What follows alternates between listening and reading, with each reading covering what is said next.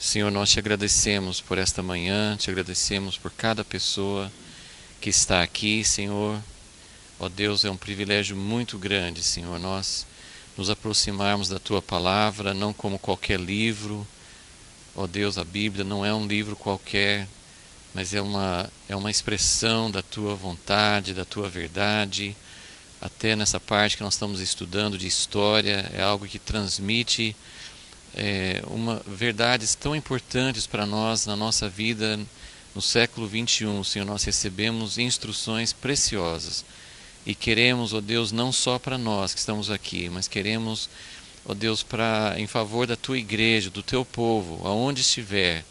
Nós queremos garimpar, queremos pesquisar, queremos cavar aqui, Senhor.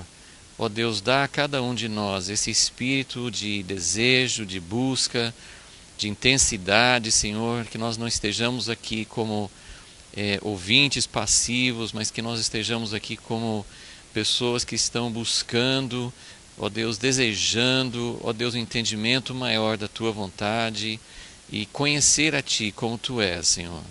Ó Deus, em nome de Jesus pedimos a Tua presença e a Tua ajuda, que sem o Senhor nós não somos capazes de entender nada e nem de trazer algo diferente para a nossa vida.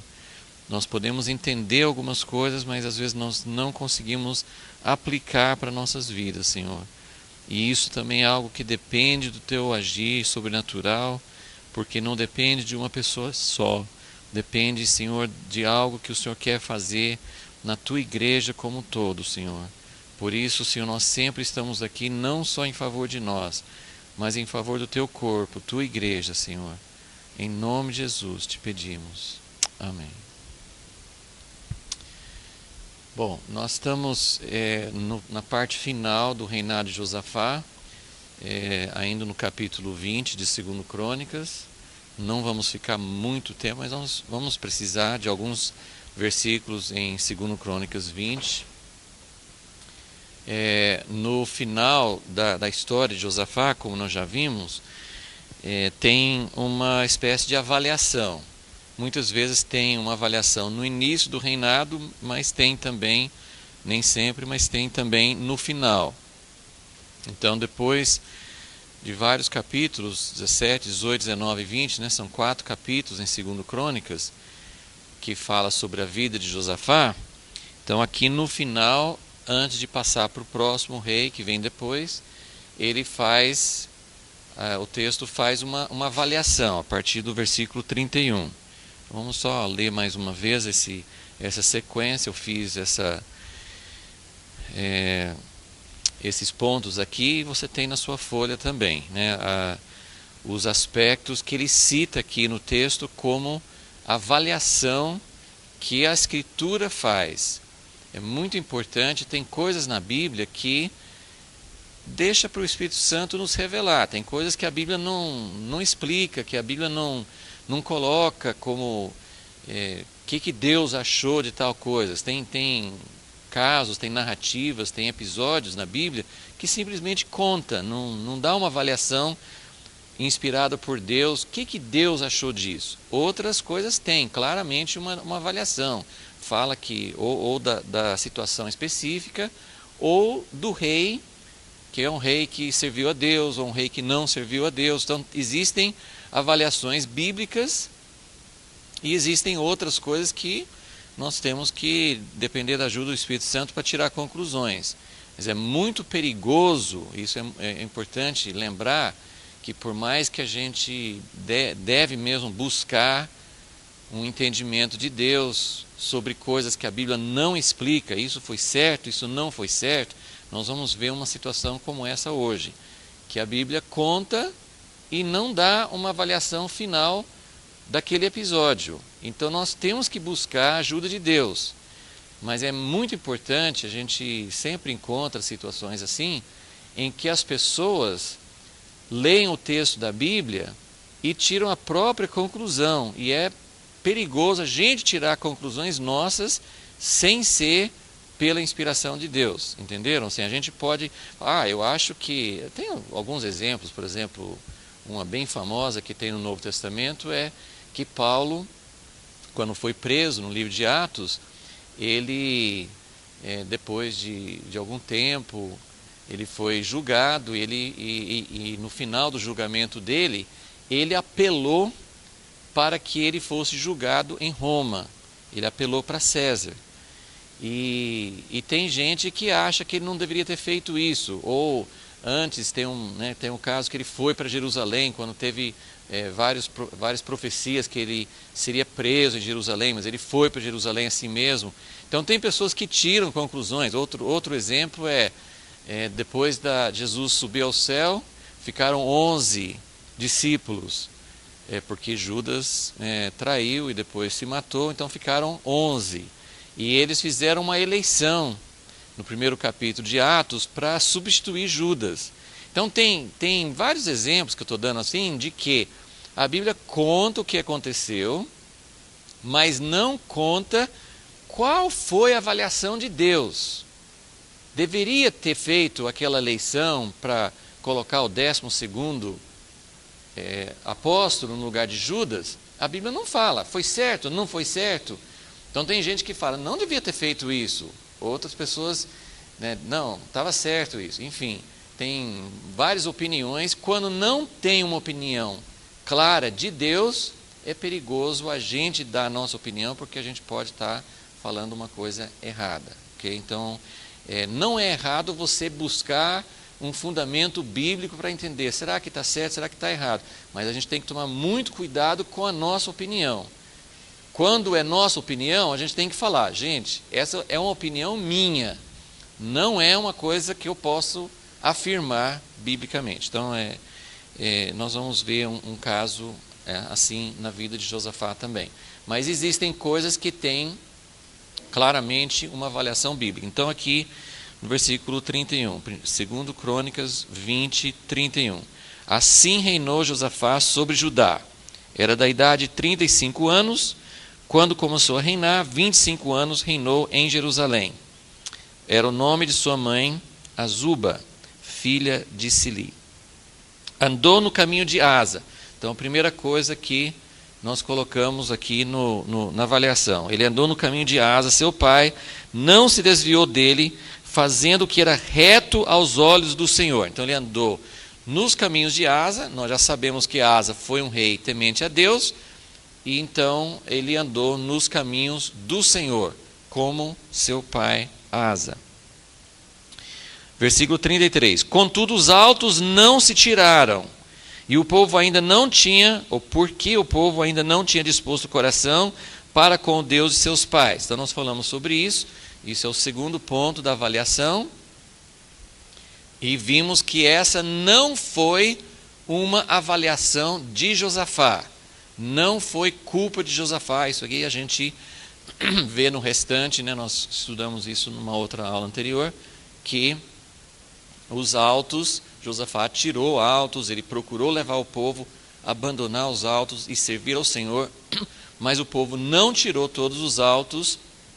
Então esse aqui é uma característica do que aconteceu naquela época, não foi uma avaliação negativa do rei Josafá. Esse segundo ponto não foi ponto negativo para ele, foi uma situação que aconteceu naquela época e nós falamos sobre o significado disso. Versículo 34. Ora, quanto ao restante dos atos de Josafá, os primeiros como os últimos, está escrito nas notas de Jeú, filho de Anani. Nós ouvimos nós tivemos menção desse profeta. Foi ele que saiu, capítulo 19, volta um capítulo, 19, 2, quando Josafá foi para a guerra, uma das alianças erradas que ele fez, ele foi para a guerra com Acabe. Quando ele voltou da guerra, esse profeta Jeú foi falar com ele e foi repreendê-lo. Sim, Josafá, você fez uma coisa muito errada. Então, aqui só está falando que o resto dos atos, os profetas, e isso eu acho bem interessante isso. Os profetas, tem muitas menções disso nas escrituras, nessa época. Os profetas, eles eram os historiadores. Então, eles muitos fatos históricos foram registrados pelos profetas. E isso é muito importante, que para nós interpretarmos a história, mesmo vivendo, se você fosse escrever a história, ou da igreja, ou até do mundo secular, das coisas que nós estamos vivendo hoje, você tem capacidade, porque você está vivendo, mas não do ponto de vista de Deus. Deus tem uma perspectiva da história que é diferente da nossa. Eu posso escrever uma história e tirar minhas conclusões, mas a Escritura Sagrada, que registra aquilo que Deus pensa, né? Não só a Bíblia não só registra a história, a Bíblia dá o veredito de Deus, a Bíblia dá a avaliação de Deus. Não é suficiente saber os fatos históricos. Você vai para a escola ou na faculdade estudar história, você estuda de um jeito, mas Deus tem uma interpretação da história de outra forma. E por isso que os profetas, eles tiravam as conclusões históricas dos escritos dos profetas, porque os profetas, eles sabiam o que Deus pensa, qual foi a avaliação de Deus da história. Então, muito interessante que os fatos históricos são registrados por profetas. Versículo 35. Se você for pensar, ele concluiu. Versículo 34. Ora, quanto ao restante, então, já contamos tudo. Você quer saber mais alguma coisa sobre Josafá? Veja o livro de Jeú. Eu também sempre falo que isso é crueldade, né? Colocar aqui na Bíblia que tem fatos históricos que a gente não sabe, pode procurar no livro de Jeú. E cadê o livro de Jeú? A gente não tem, né? É cruel fazer isso com a gente, né? Mas você quer saber o restante dos Atos? Né? Um dia a gente vai ter acesso a esses livros, tenho certeza. A gente vai ter acesso aos livros e, lembre, aos vídeos também. Eu quero acesso aos vídeos, né? Porque aí você vai descobrir outras coisas, né? Então, mas ele termina no versículo 34 e ele coloca mais uma coisa. Ele já terminou, é tipo observação, PS, né? Assim, ele coloca mais uma coisa depois que ele já tinha terminado.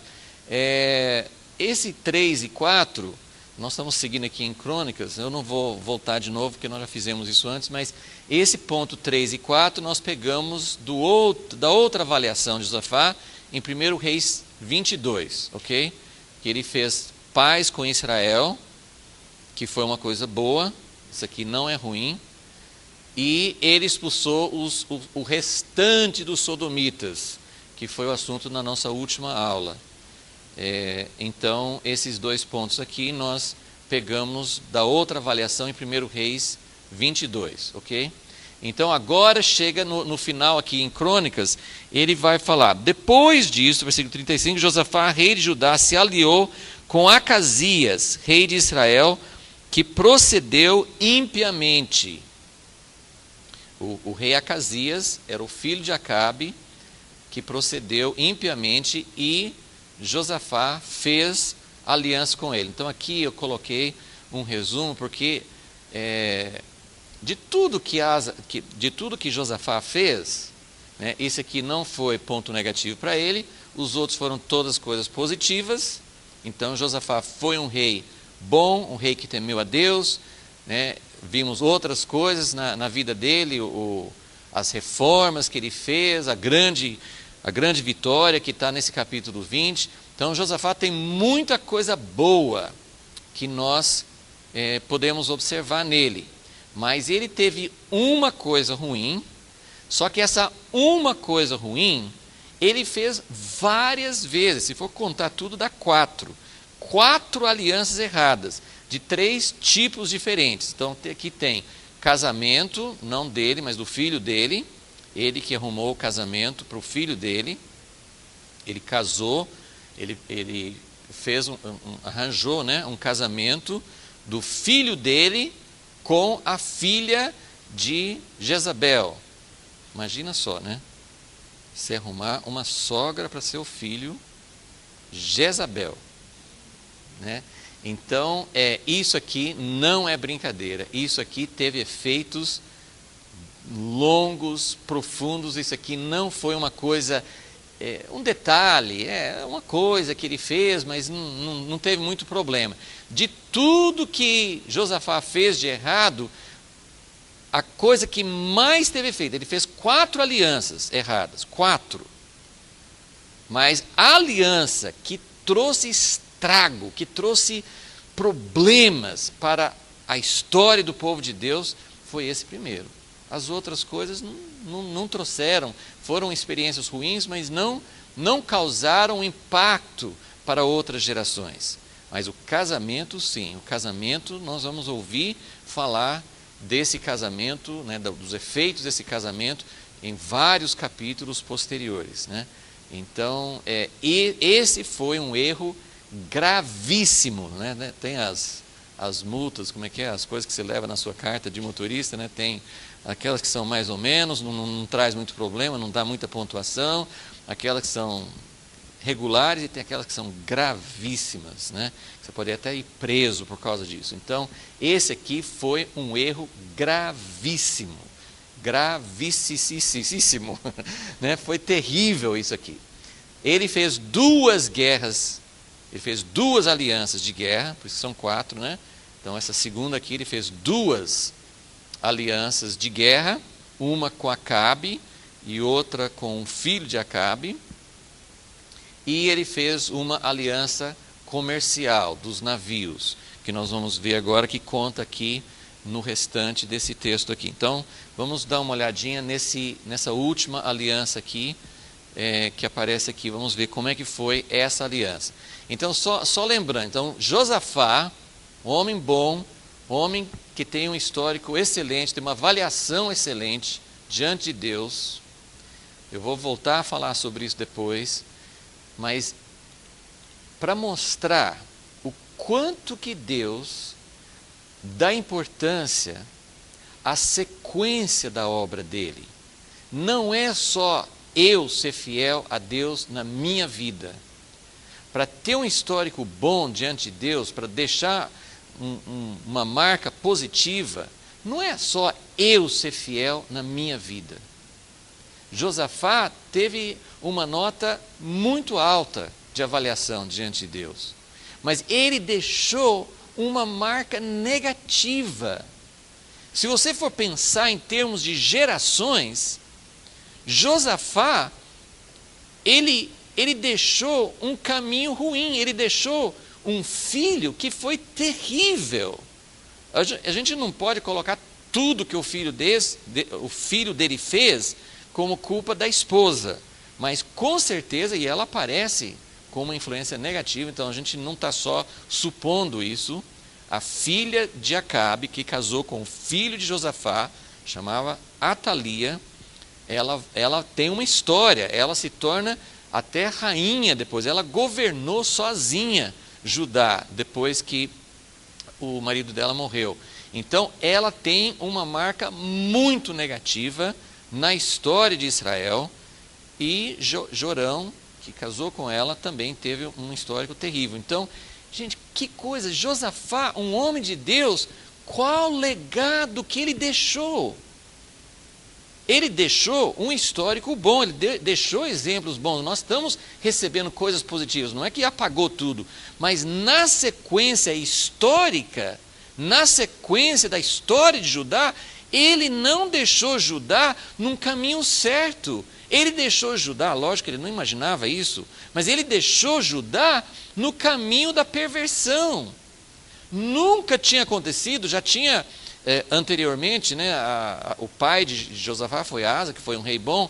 Antes de Asa teve 2 reis ruins, né, Roboão e Abias, mas nunca houve um rei sobre Judá que seguisse tanto nos caminhos dos reis de Israel.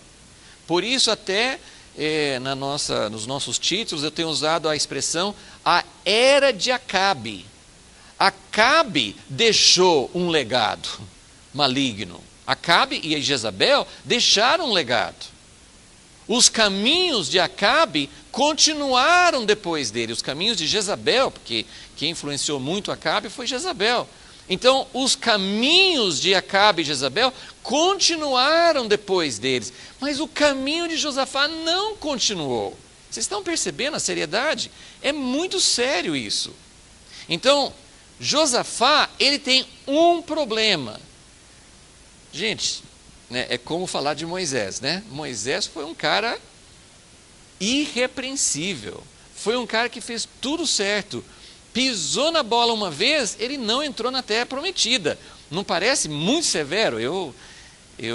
Claro que eu aceito totalmente a justiça de Deus, mas com todo respeito e submissão e temor a Deus, a gente tem até vontade de falar assim, Deus, posso te fazer uma pergunta? Não foi muito duro o que o Senhor fez com Moisés?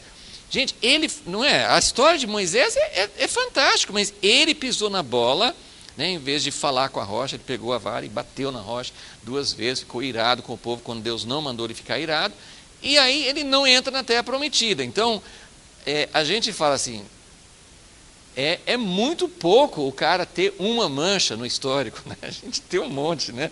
Então, é muito pouco, né? Josafá só tem um defeito, mas eu queria que vocês percebessem, é um defeito que causou problemas. É um defeito que trouxe problemas para a sequência da história. Então, eu creio que Deus quer que a gente preste atenção. Você quer ter um histórico diante de Deus? Sabemos que Deus perdoa, né? No Velho Testamento, lógico, Deus também perdoava, mas o Velho Testamento mostra mais a questão das exigências de Deus. Não mostra tanto Jesus que veio para redimir, para resgatar, para perdoar e tudo mais. Então a gente não tem tanto exemplo no Velho Testamento de perdão, de restauração.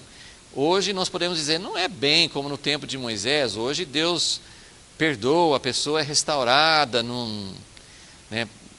Pode não acontecer como Moisés, de pisar na bola uma vez e já perder até a prometida. Tudo isso também fazia parte de um plano que Deus tinha, mas Josafá tinha um defeito, só que foi um defeito, eu queria também falar sobre isso, que o defeito dele causou problema para as próximas gerações. Isso é uma questão. A outra questão você pode dizer, Deus já me deu vitória nisso, eu não tenho problema com essa área da vida cristã, muitas pessoas têm problemas, e só um parênteses, a gente critica muitos outros servos de Deus por pecados que a gente não tem problema com aquilo. Então você vê uma pessoa que caiu em pecado, uma pessoa que tem um defeito, o cara que é sempre tranquilo, tem autocontrole, ele olha para uma pessoa que perde a paciência, que perde as estribeiras, que fala assim, gente, que coisa, por que essa pessoa não se controla? Por que você critica? Porque não é problema seu, você não tem problema com isso. É fácil criticar quem é estourado, você não é, né? É fácil criticar quem tem problema com o alcoolismo, você não tem esse problema, então é fácil você falar, que coisa absurda, o cara não tem controle, não sabe se controlar, mas todo mundo tem um problema, concorda comigo? Pelo menos um. Pelo menos uma coisa, nós temos uma área onde nós não temos facilidade. E onde você tem dificuldade, outras pessoas podem não ter. Então Josafá, ele tem um problema, deu 4 aqui. Mas é tudo o mesmo problema, é tudo aliança errada. O problema de Josafá é aliança errada. Ele faz aliança, e sabe o que é mais difícil com Josafá? Ele é tão bonzinho. Josafá, se você olha as entrelinhas, né, porque a Bíblia às vezes não descreve todas as áreas do temperamento, às vezes você não consegue fazer uma descrição de toda a personalidade de uma pessoa na Bíblia, porque às vezes você não tem dados, mas algumas pessoas você consegue ver nas entrelinhas. Josafá, ele é o cara bonzinho, ele não briga com ninguém, ele fez paz com Israel, que foi uma coisa boa, ele fez paz com Israel, que ninguém antes dele tinha feito. Então ele reconheceu que não era para fazer guerra com os irmãos, Ele não tem esse problema de divisão, ok? Né? A gente conhece esse problema aqui. Nós estamos na história do reino dividido.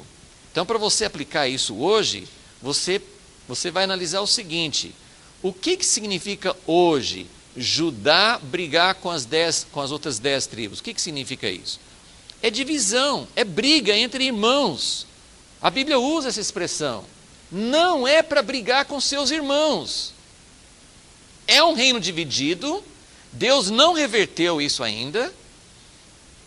Nenhum dos homens de Deus tinha autorização de Deus de reverter a divisão do reino dividido. Deus não deu para Asa, Deus não deu para Josafá, Deus não deu para Ezequias. Depois, no tempo de Ezequias, as outras 10 tribos já tinham ido para o cativeiro. Mas Deus não deu para nenhum dos servos dele, que foram tementes a ele, a missão: eu quero que você traga aquelas 10 tribos de volta. Claro que Deus quer isso. Isso faz parte do plano de Deus. Não é para ter reino dividido. Tem várias profecias, Jeremias, Isaías, eles falam, Zacarias, eles falam que um dia Deus ia tirar essa divisão. Não ia ter mais divisão entre as 10 tribos, entre Efraim, entre as 10 tribos e Judá. Mas nesse período da história, Deus não deu essa autorização. Nós não temos o mandato de Deus, por exemplo, para acabar com todas as denominações hoje. Nós podemos tentar formar um grupo novo, grande, acabar com divisões, mas se Deus não está dando esse mandato, não adianta, porque foi Deus que colocou a divisão por causa do pecado de Salomão, mas foi Deus que causou a divisão e a divisão permanece. Só que não é para fazer guerra. Diferente, não é para fazer guerra. Então Josafá, ele é o cara bom, ele se relaciona com todo mundo, ele é muito legal, ele tem uma personalidade agradável, ele se une, ele é aberto, ele é amigável. Mas aí que entra o problema, o fraco dele qual que é? Ele faz amizade quando não é para fazer daquele jeito. E esse assunto, a gente já falou sobre ele várias vezes aqui nas aulas. Todas as vezes que vem nessas coisas de aliança, eu aproveito e falo um pouco sobre alianças erradas. Mas eu sempre volto, eu fico assim, meio insatisfeito, porque é difícil a gente definir como que nós devemos nos relacionar com pessoas de fora do povo de Deus e mesmo com pessoas de dentro do povo de Deus, vamos dizer assim, de outras tribos, de reinos divididos. Como é que a gente se relaciona? Então é muito complicado isso. Josafá acertou, fez paz com Israel, parou de fazer guerra com eles. Mas ele errou com o mesmo povo de Israel, fazendo casamento, fazendo guerra juntos, fazendo empreendimentos comerciais juntos. Não era para fazer. Então nós temos que entender isso. O que Deus quer nos mostrar sobre isso? Eu queria que vocês entendessem que não é uma coisa simples de definir. É para fazer. Você pode ter amizade só com quem é da igreja. Jesus, se essa é a regra, Jesus quebrou todas, né? Porque ele era amigo das prostitutas, dos publicanos, de pessoas que eram consideradas totalmente fora do padrão de Deus, né? Então é muito complexa essa questão. Não só com pessoas de fora da igreja, mas se for ver essas alianças que Josafá fez, ele estava fazendo com gente do povo de Israel, do povo de Deus. Mas claro, Acabe e Jezabel não eram quaisquer pessoas do povo de Deus. Eles eram do povo de Deus, mas Acabe era, Jezabel nem era da raça, né, do povo de Israel, né? Então, vamos ver aqui um pouco sobre essa questão dos navios e vamos tentar aprender alguma coisa que Deus pode nos ensinar sobre os nossos relacionamentos. Então, vamos ler aqui no versículo 35 o que Josafá fez aqui. E o que surpreende ele já tinha feito esse casamento do filho dele, ele já tinha feito uma das guerras uma das guerras, aquela guerra onde acaba morrendo, né? Aquela história toda, né? Da guerra que Josafá foi junto. Então, essa aqui é a terceira vez que Josafá faz uma coisa errada. E uma das lições que eu acho que nós podemos tirar disso? Se você sabe aonde é o seu ponto fraco, se você sabe onde é a área que você tem mais dificuldade, você precisa levar isso muito a sério diante de Deus. Porque no caso de Josafá, uma coisa recorrente. Faz de um jeito, faz de outro, mas é sempre aliança. Casamento com o filho, guerra junto, agora empreendimento comercial junto. Ele tem essa tendência. Josafá é um cara agregador. Josafá é um cara que gosta de fazer as coisas juntos, ele gosta de se doar. Muitas vezes não é com uma intenção. O casamento, geralmente, a gente não tem nenhuma base para saber qual a motivação de Josafá em arranjar esse casamento para o filho dele. Mas, geralmente, nas histórias, mesmo seculares, os reis, né, eles faziam casamentos, ou eles mesmos faziam casamento, ou para os filhos deles, visando um maior poder político. Então, você faz um casamento e, no futuro, isso traz uma aliança, isso traz mais poder, porque é uma união através do casamento. Então, às vezes, as pessoas faziam as alianças de casamento por causa disso. Mas nós não sabemos o que Josafá, qual a intenção que ele tinha. Se ele tinha essa intenção de unir os dois reinos, como eu falei, Deus não tinha dado esse mandato, não tinha dado essa autorização de unir o que Deus tinha dividido. Então, nós devemos orar pela unidade, devemos buscar a unidade, mas nós temos que saber como Deus vai fazer, porque isso não é uma coisa que nós podemos fazer por nossas estratégias, por nossos planos, é uma coisa que tem que ser feita por Deus, ok? Não são através dessas alianças, dessas coisas erradas. Agora, com a guerra, Josafá só tinha a perder. Ele não tinha nenhuma vantagem de ir lá ajudar Acabe.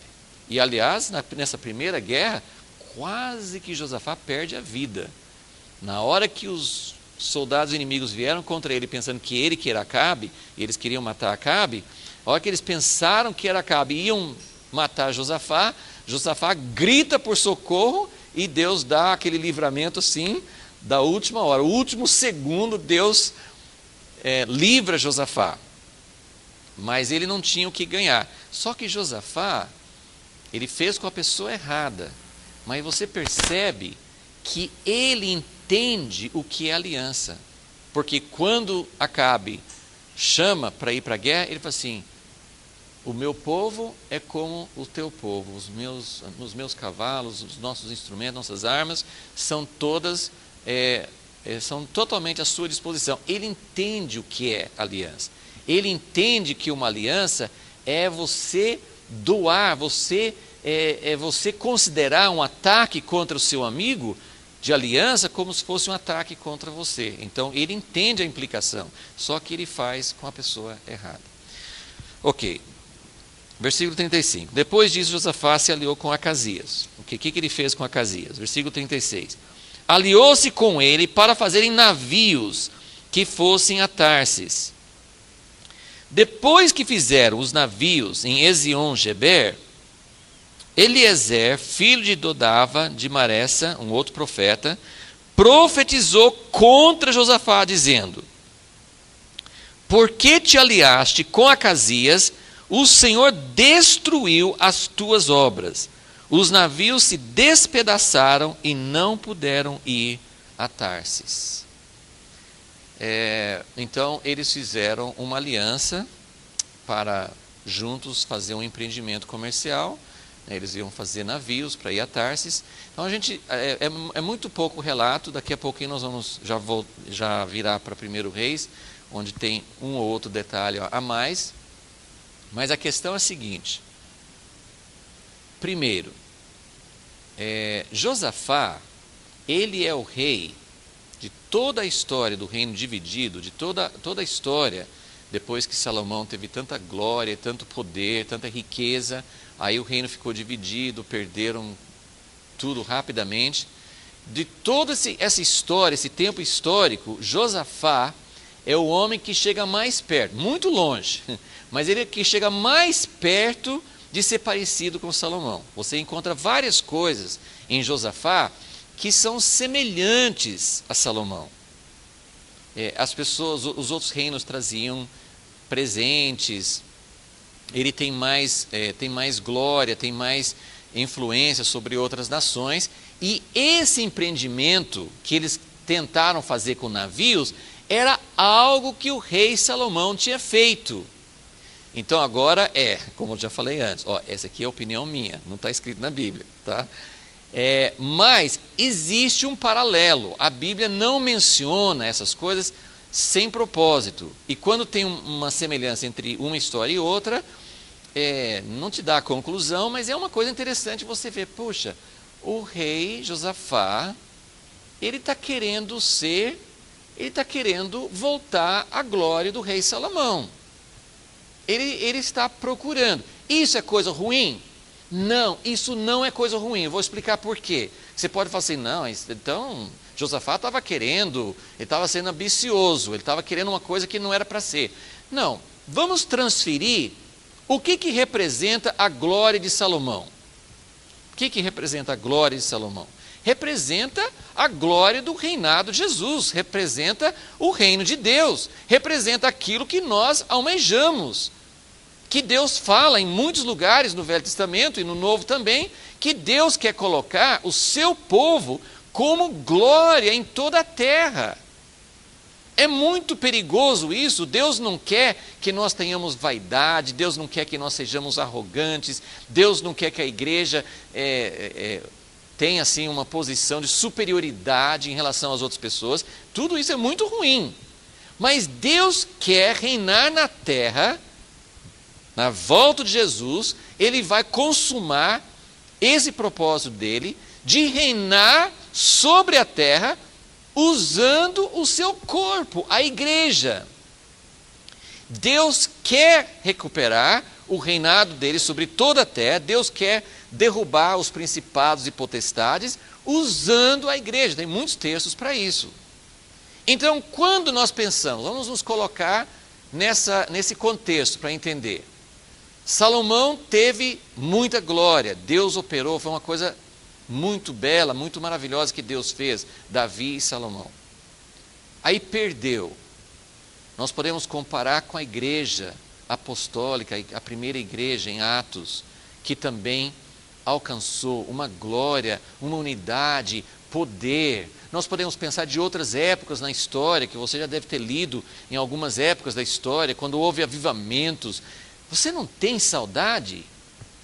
Às vezes a gente fala que tem saudade por uma coisa que a gente nunca viu, né? Então é meio contraditório. Mas você não tem saudade por algo que você lê nos relatos? Ou talvez até por alguma coisa que você tenha experimentado em algum momento da sua jornada, em algum momento da sua vida? Talvez você tenha experimentado o poder de Deus, o amor de Deus fluindo na igreja, pessoas sendo convencidas e vindo a Jesus, coisas que fazem parte do reino de Deus, coisas que são marcas do reino de Deus. Então, quando nós perdemos aquele poder, quando nós perdemos aquela glória, nosso desejo é voltar, nosso desejo é ter aquilo novamente. Então, só Deus pode julgar as motivações do coração, mas eu penso que Josafá, se ele estava pensando isso, porque, veja, eu estou deduzindo algumas coisas aqui, né? Então a Bíblia não fala, eu estou apenas deduzindo. Mas se Josafá estava almejando, desejando que Deus voltasse a abençoar o seu povo, como no tempo de Salomão, se ele estava construindo navios e pensando, olha, como no tempo de Salomão nós vamos voltar a ter essa prosperidade, a ter essa visitação de Deus, Deus vai agir na terra, as nações do mundo vão saber que Deus é Deus, porque Ele está nos visitando, que Deus está suprindo, que Deus está trazendo os resultados da presença dEle. Então, ele não estaria errado. Qual foi o erro de Josafá? Buscar ajuda com quem não deveria ajudar. Porque olha como está escrito aqui. Volta para o versículo 35. Josafá, rei de Judá, se aliou com quem? Acasias. Quem é Acasias? Filho de Acabe. Mas que jeito que é Acasias? Ele fala aqui no versículo. Acasias, eu sei que tem traduções um pouco diferentes, mas alguns versículos dão a entender que Josafá procedeu impiamente em fazer aliança com Acasias, mas eu acho que não é isso que o texto está falando. O texto está dizendo que ele fez aliança com Acasias, e Acasias era o rei que procedia impiamente, portanto, ele não devia fazer aliança. Vamos voltar para o capítulo 19, lembra que eu falei que quando Josafá foi para a guerra, nessa segunda aliança, quando Josafá foi para a guerra com Acabe, o profeta Jeú, que foi o historiador desse tempo, né, o profeta saiu para dar uma repreensão. E olha, vamos ver o que Jeú fala. 2 Crônicas 19, 2. O vidente Jeú saiu ao encontro do rei Josafá e lhe disse: devias tu ajudar o ímpio? Espera aí, Jeú, Acabe é do povo de Deus, também está chamando Acabe de ímpio? O profeta ia dizer: estou chamando de ímpio, sim. Só um parênteses, gente. Eu, particularmente, eu não gosto de forma alguma que os evangélicos chamem quem não é evangélico de ímpio. Isso é eu que estou falando, né? A Bíblia não está falando isso, mas eu creio que tem muita base bíblica. Primeiro porque Deus não nos constituiu como juízes. Você sabe se a pessoa que não é evangélica é realmente uma pessoa ímpia? Você não sabe. Evangélica, ou cristão, ou convertido, seja como você quiser chamar. Estou falando assim, chamar qualquer pessoa que está fora do círculo que você considera, né? Os evangélicos chamam muito assim, qualquer católico é ímpio. Meu Deus do céu, que arrogância absurda! Como nós podemos, e pode ser que alguém nem seja nem católico nem evangélico, pode ser que seja uma pessoa que não costuma ir para a igreja. Você sabe se aquela pessoa, Cornélio no livro de Atos, ele precisava ter, Deus mandou Pedro lá e tudo, mas Deus não falou assim: estou mandando você para a casa de um ímpio. De forma nenhuma. Cornélio era uma pessoa que buscava a Deus. A Bíblia diz, a palavra que Pedro foi levar para ele, falou assim: Deus falou comigo que Deus ouviu as suas orações, Deus ouviu as suas esmolas. Não, gente, esmola não vale nada para justificar uma pessoa. Deus não disse que Cornélio foi justificado por causa de esmolas, mas Cornélio tinha coração para Deus. Então o que Cornélio fez, Deus avaliou que era uma pessoa que ele queria enviar um mensageiro para explicar o caminho de Deus certinho para Cornélio, porque Cornélio já tinha um coração para Deus. Vocês entendem a diferença? Então, muito cuidado. Estou só lembrando por causa da palavra ímpio aqui, mas não chame. Eu prefiro não usar essa palavra. Eu prefiro não usar. A Bíblia fala, nos Salmos, fala sobre os ímpios e tal. Existem pessoas ímpias, existem pessoas que não têm temor de Deus, mas eu teria muito receio, muito cuidado em classificar as pessoas e chamar as pessoas. Isso não traz a pessoa para Deus. Isso não atrai e isso afasta você de uma posição correta, de humildade e quebrantamento diante de Deus. Porque afinal de contas, eu sou tão ímpio quanto qualquer pessoa, não é verdade? Eu, você, todos nós somos ímpios. Somos pessoas justificadas pelo sangue de Jesus, e eu não posso avaliar as outras pessoas se elas foram justificadas por Deus ou não, porque não é a fórmula que justifica, não é a oração. Muitas pessoas são salvas por meio de uma oração, mas eu estou dizendo assim, não são as palavras, não existem palavras mágicas que fazem uma pessoa se converter, não existe ser membro de igreja que faz a pessoa se converter. Tem pessoas dentro da igreja que não conhecem a Jesus, tem pessoas fora da igreja que conhecem a Jesus. Então a gente precisa entender isso, né? Isso é um adendo a mais, né? Então, ele diz, você deveria ajudar o ímpio e amar aqueles que odeiam ao Senhor, amar aqueles que odeiam ao Senhor. Então, o profeta está dizendo, você fez uma aliança, com alguém que não é amigo de Deus. Então, nós não podemos avaliar o estado de alma de todas as pessoas, mas nós podemos avaliar se nós devemos ou não fazer alianças, nos juntar com pessoas que estão agindo de uma forma contrária à vontade de Deus. Josafá tinha todos os recursos, todas as maneiras de saber que Acabe e Jezabel estavam conduzindo Israel no caminho errado. Ele sabia disso. Ele buscou um casamento para o filho dele, de alguém que saiu dessa união. Ele foi ajudar Acabe na guerra. Então, pode parecer, esse é o tipo de erro que é mais difícil.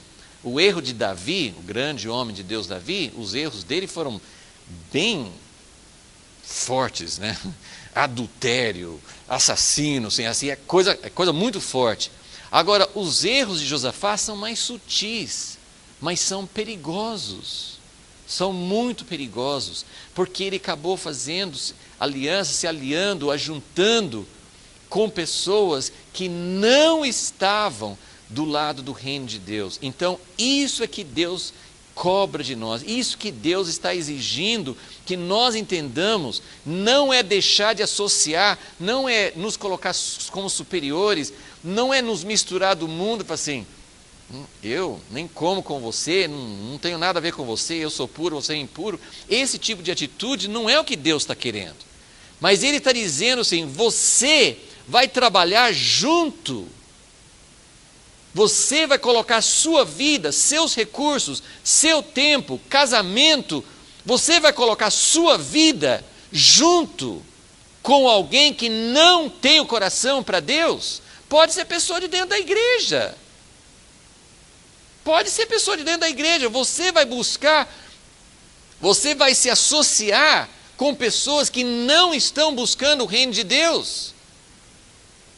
Então, a linha é muito fina. Eu não estou querendo dizer nós temos que nos tornar críticos se alguém não fala de Deus em cada duas palavras, se não fala de Deus porque não tem o coração para Deus. Não são essas coisas exteriores. Nós temos que entender o que a pessoa está fazendo, aonde Deus vai me colocar.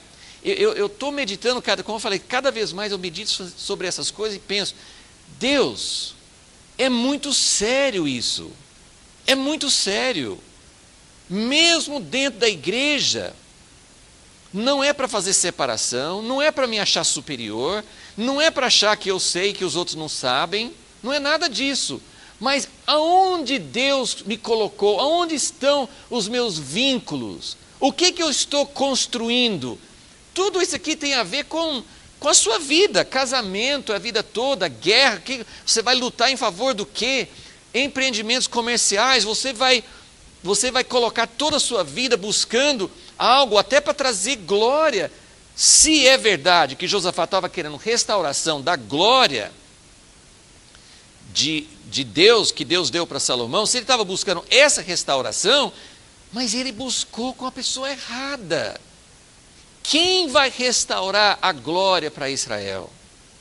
Quem vai trazer de volta esse poder? Se hoje nós não estamos pensando em navios, em comércio, em poder econômico, hoje nós estamos pensando em unidade, nós estamos pensando em milagres, nós estamos pensando em evidências do poder de Deus no nosso meio, mortos sendo ressuscitados. Você não tem vontade de ver isso? Você não anseia? Você acha que é possível? Isso é um sonho? Durante muito tempo as igrejas achavam, tem uma doutrina, né? Tem uma linha teológica que chama cessacionismo, do verbo cessar. Então, assim, a ideia é que todos os milagres, os dons, os ministérios, apóstolo, profeta, dons de línguas, de cura, tudo isso aí cessou. O tempo dos apóstolos acabou. né? Essa é uma linha que é seguida até hoje por menos pessoas, mas há um tempo atrás muitas igrejas tradicionais acreditavam nisso. Está na Bíblia, mas não tem isso mais. Deus fez isso no tempo de Jesus, na igreja apostólica, mas não faz mais. Mas nós não acreditamos nisso, amém, irmãos? Nós não acreditamos nisso. Nós acreditamos, e mesmo porque nós temos muitas evidências, mas evidências mais soltas. Não é a nossa vida normal. Nós achamos que fazemos parte de uma igreja avivada, de uma igreja cheia de poder, porque nós temos o Espírito Santo, porque acontecem alguns milagres, mas vamos falar a verdade, é muito pouco. Vocês não acham? Eu acho muito pouco. Eu não vejo Deus agindo, pessoas próximas, às vezes no sentido de amigos, de relacionamentos, morrendo de câncer, e a gente ora e não são curadas. Eu sei que Deus não cura todas as pessoas, mas não está acontecendo isso.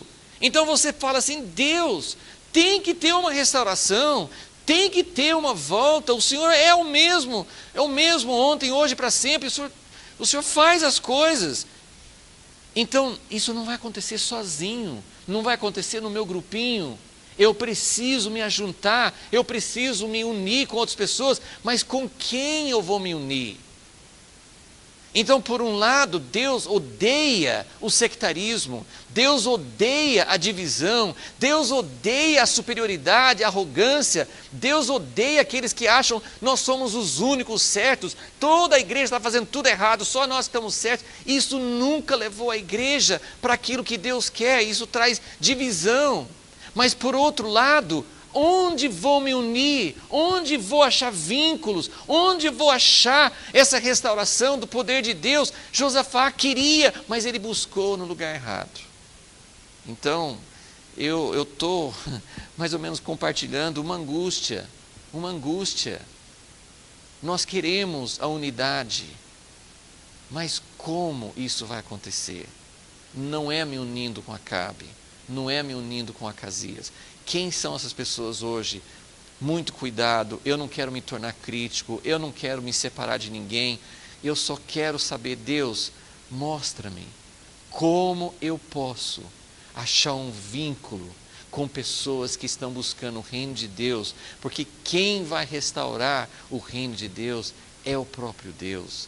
Sim, ele precisa de pessoas, ele precisa de união, ele precisa desse mover de Deus junto.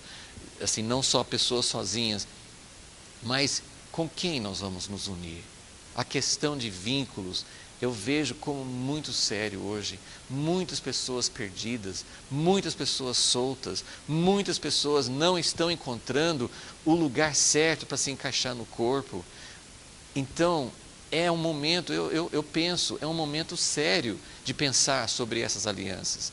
É um momento sério. Só para completar essa história, então, volte para 1 Reis 22, que ele conta a mesma história e dá uma variação, uma pequena variação. 1 Reis 22,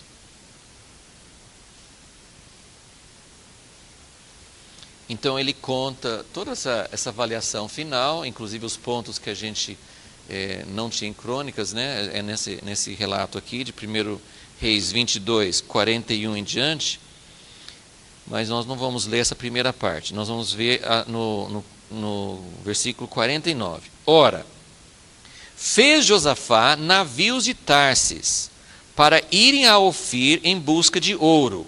Então, mais uma vez, repetindo, isso foi o que Salomão fez. Então, ele estava buscando essa mesma glória,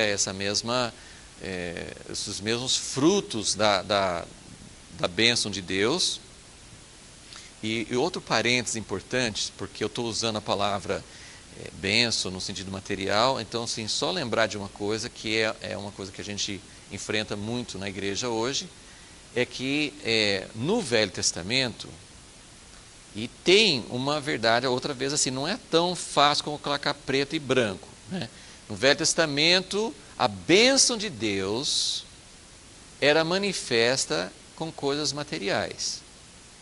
Então, filhos, estar na terra, ter muitos rebanhos, riquezas, né? E tudo isso aí era fruto da bênção de Deus. E as igrejas hoje usam esses textos para aplicar hoje, né? Se você está na bênção, você tem dinheiro. Se você não tem dinheiro, você não está na bênção, tem alguma coisa errada. E a gente sabe que essa equação é muito falha, né? É muito errada, mas é Bíblia. Então, como é que a gente entende isso? Entende que no Velho Testamento as coisas eram visíveis. Deus mostrava, não tinha o Espírito Santo para revelar todas as verdades invisíveis, mas né, com Jesus e Novo Testamento, nós não estamos isentos, nós não saímos do corpo, não saímos do mundo físico, então nós precisamos de saúde, nós precisamos do pão nosso de cada dia, nós precisamos dessas coisas, mas não tem mais essa ideia de que a bênção de Deus se manifesta com provisões, com prosperidade material, ok? Isso mudou radicalmente, porque toda mudança do Velho Testamento para o Novo é mudar do visível para o invisível, mudar daquilo que você pode, exterior, né, para o interior, mas precisa ter um equilíbrio, porque o reino vem para a terra mesmo, então é complicado, não é um assunto muito simples, mas só para a gente fazer esse comentário para entender. Mas no caso de Josafá, ele estava buscando evidências do reino, ele estava buscando esse selo de Deus, que Deus deu sobre o reinado de Salomão, ele estava buscando, né? Só que aí, ele fez os navios, versículo 49, porém não foram porque os navios se quebraram. Nós já lemos em Crônicas como que se quebraram. Como é que eles quebraram? Por que eles quebraram? Porque ele fez uma aliança com Acasias, o profeta veio, assim, ó, tá vendo, todos esses navios novinhos, tudo reformado, tudo prontinho, zero bala para fazer as viagens, isso aqui tudo vai quebrar, porque Deus não gostou do que você fez. Então os navios quebraram, ele perdeu todo o trabalho, tudo que ele tinha feito, né? Aqui não conta do profeta, mas aqui vai contar o que aconteceu depois. Então, Acasias, filho de Acabe, disse a Josafá: vão os meus servos com os teus servos nos navios. É muito resumido aqui, então tem muita coisa que a gente tem que completar. Mas depois que os navios quebraram, Acasias queria de novo. Ele falou assim, não, então vamos juntos. Não sei se antes um fez navios, outro fez navios, não sei como é que foi. Mas quebraram os navios, ele quis retomar a ideia. Mas o que diz aqui? Porém, Josafá não quis. Então aqui a gente entende que Josafá aprendeu a lição. Quando Acasias voltou a falar assim, vamos de novo, Josafá não quis. Então ele obedeceu a Deus nesse momento final. Ok, só para terminar, que nós vamos continuar ainda na próxima aula um pouco dentro desse assunto, mas só para deixar essa ideia da união. Deus quer união, mas Ele não quer a união errada. Então é uma coisa muito, muito difícil de entender. Por exemplo, eu falei sobre a base, está na sua folha aqui, né? Número 2, letra C. Quando nós falamos sobre os altos, a gente falou assim, o alto era uma base errada para adorar a Deus. Lembra? O alto é um lugar errado. Por que é errado? Porque lá que eles faziam adoração aos ídolos.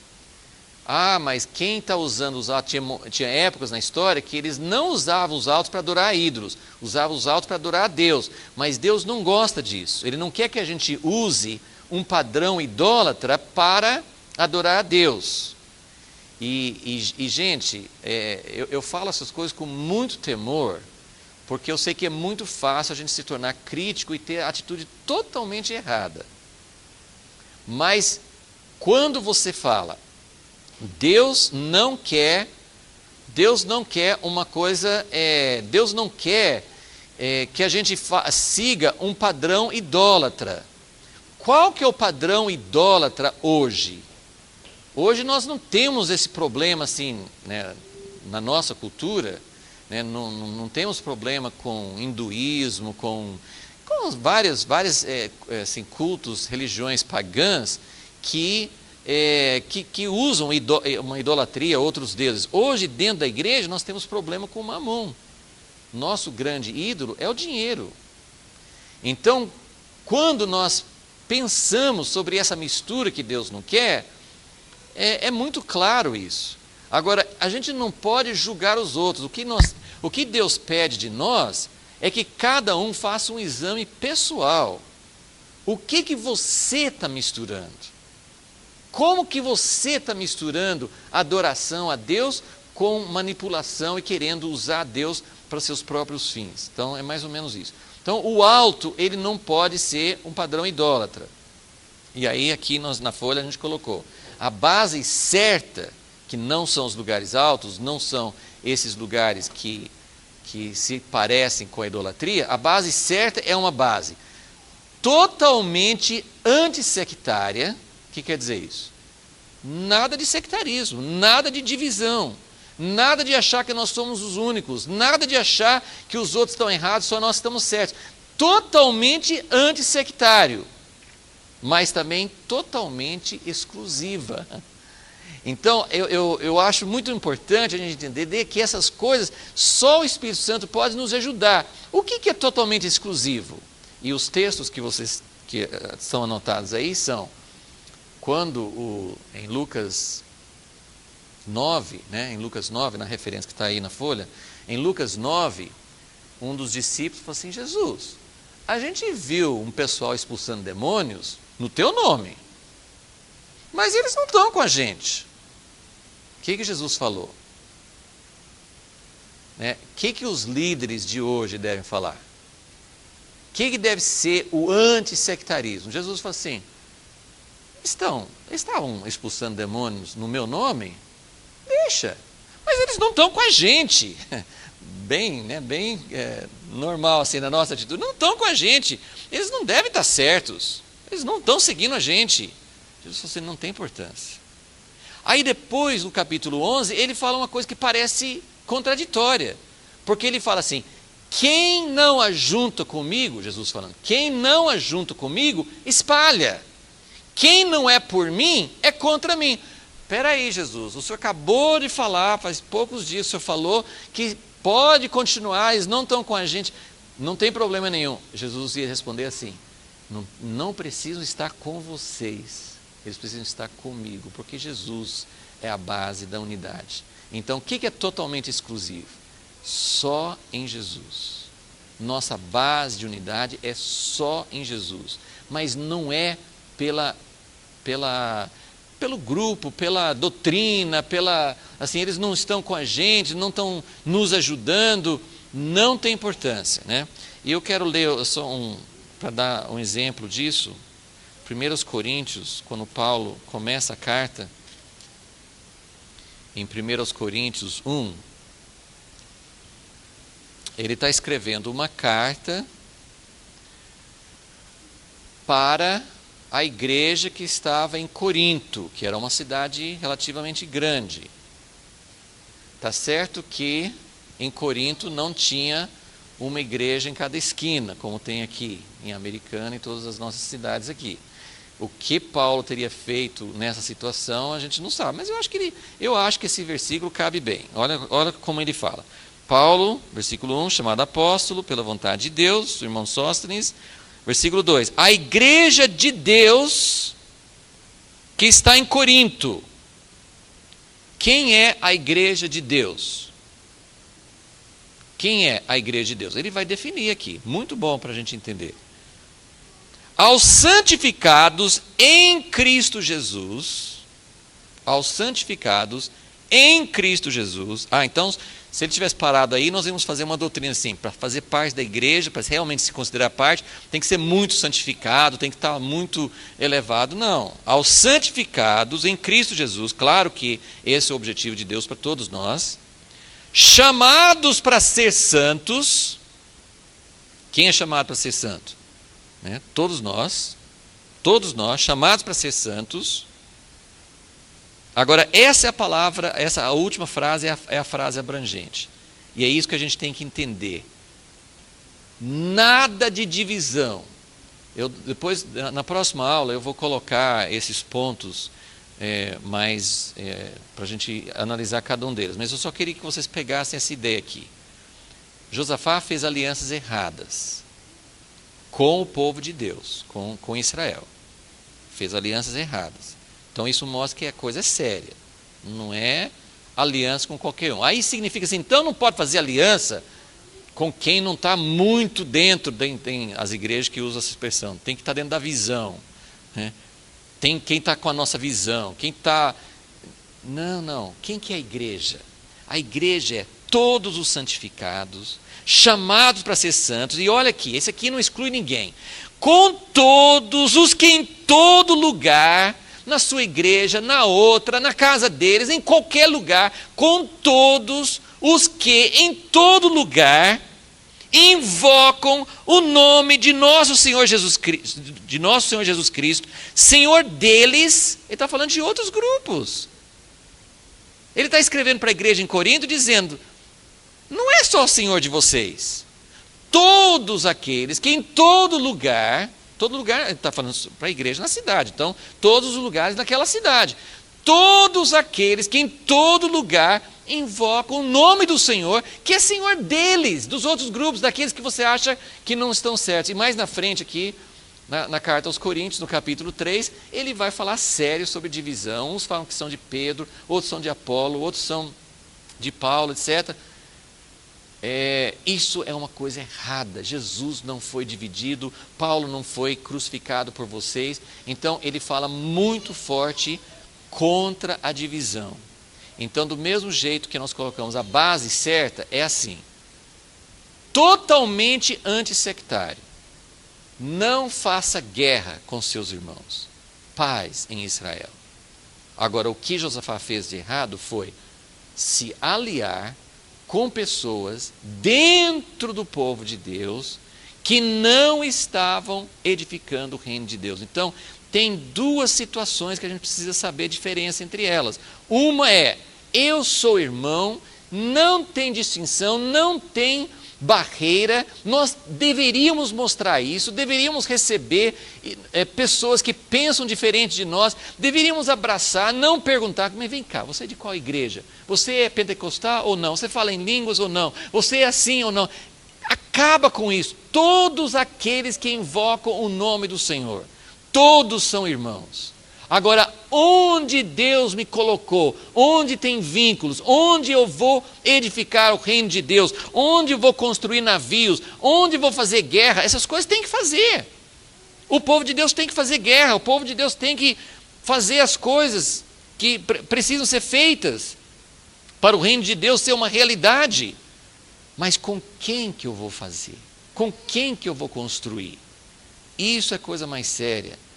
E nós vamos, uma das coisas, né, já vou adiantando um pouco, né, para vocês pegarem o contexto, Josafá, ele gostava de pedir direção de Deus. Davi também. Eles pediam direção de Deus. Mas nessas alianças, Josafá pedia a direção de Deus na hora errada. Depois que ele já estava na guerra com Acabe, ele falou assim, não tem um profeta aqui? Espera aí, Josafá, você conhece muitos profetas e você podia ter perguntado antes de ir para a guerra. Ele podia ter perguntado para o profeta antes de fazer navios. Né?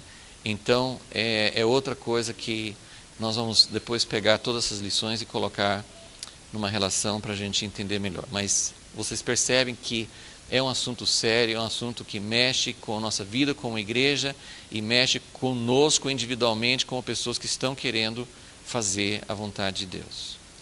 Senhor, nós pedimos nesta manhã que Teu Espírito Santo continue falando conosco durante esse dia e durante toda a semana. Ó Deus, que a Tua presença esteja conosco, Senhor. Deus, reconhecemos que como seres humanos limitados, e também cheio de motivações erradas, de mentes estreitas. Nós estamos sempre fazendo alianças da maneira errada e nos dividindo da maneira errada. Fazemos as duas coisas da forma errada. E pedimos a Deus, não só para nós, mas pedimos para a tua igreja, para teu povo. Ó Deus, muda essa situação. Traz o teu reino verdadeiro, edifica o teu reino na terra. Senhor, nós queremos ver o poder da tua presença na terra outra vez. Ó Deus, como o Senhor amava parar o sepultamento da viúva com seu filho. O Senhor amava mudar a situação, pessoas que não tinham solução. Quantas pessoas o Senhor curava, quantas pessoas em angústia o Senhor mudava a situação. Era o teu reino trazendo mudanças poderosas. Nós ansiamos por isso, Senhor. Ó Deus, mas para isso entendemos, ó Deus, que nós precisamos nos colocar diante de Ti. Precisamos fazer alianças com as pessoas certas. Precisamos nos unir diante de Ti. E isso é uma coisa que só o Senhor pode nos ensinar. Mas queremos que o Senhor nos ensine, queremos que o Senhor abra o caminho, Senhor. Aqui em Americana, Senhor, nós oramos por esta cidade. Oramos por Teu povo. Nós que estamos aqui e muitas outras pessoas que não estão, mas que amam a Ti, estão buscando a Ti, dentro das igrejas, fora das igrejas, em todo lugar onde estiverem. Ó Deus, que a Tua palavra venha e que a Tua palavra restaure e que nós possamos ver mais uma vez o Teu reino sobre a terra. É isso que nós pedimos em nome de Jesus.